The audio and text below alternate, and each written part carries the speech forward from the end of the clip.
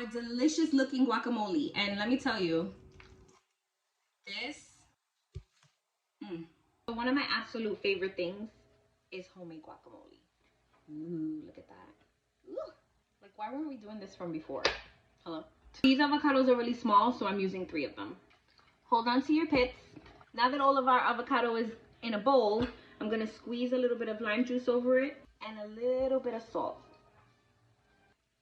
Set that to the side while we get the rest of our ingredients ready. I have 2 garlic cloves here that I'm going to chop and then mash. Smash? I don't know. Crush? I think that might be the right word. A little bit of salt. The salt kind of helps to release the moistures a little bit. At least that's what I've heard. And it makes crushing it a lot easier. We could probably do this in a pilon, but this is fine. Then just smash your heart away.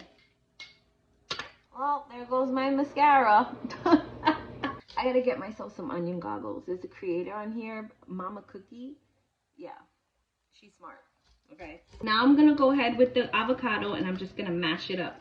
It's been sitting with that lime juice, so it's even more creamy and tender than it was before. Now this is just how I make my guacamole. I'm never gonna say that this is authentic in any way. I do leave out a couple of ingredients that some other people might put in their guacamole. I don't put jalapeno because my family doesn't like the jalapenos, and tomatoes because I personally don't like the tomato in the guacamole. But that's the beauty about cooking at home in your kitchen. You can add the jalapeno, you can add the tomatoes if you want to, if that's how you like your guac.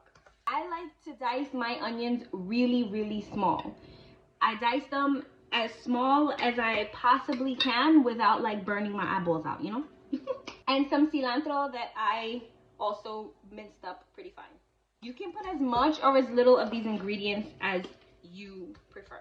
Those 2 cloves of garlic, I'm gonna take just a little bit. If you choose to add garlic, which I love to add garlic to my guacamole, keep in mind that garlic is very strong and this is raw garlic, so don't put too much. Now we're gonna season. So I already put a little bit of salt, so I'm gonna hold off on the salt. Some black pepper. I like to put a little bit of garlic powder and some ground cumin.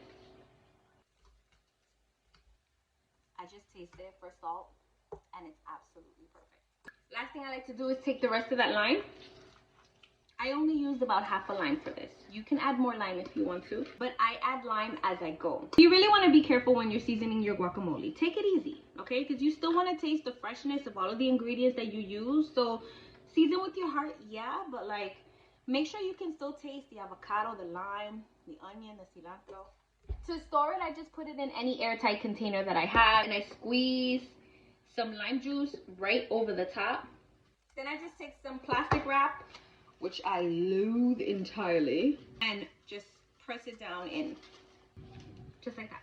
Then pop the lid on it and just put it in the refrigerator until you're ready to serve. Let's see if our guacamole turned brown with what we did. There goes the cover. Remember, I put some lime juice right on top, and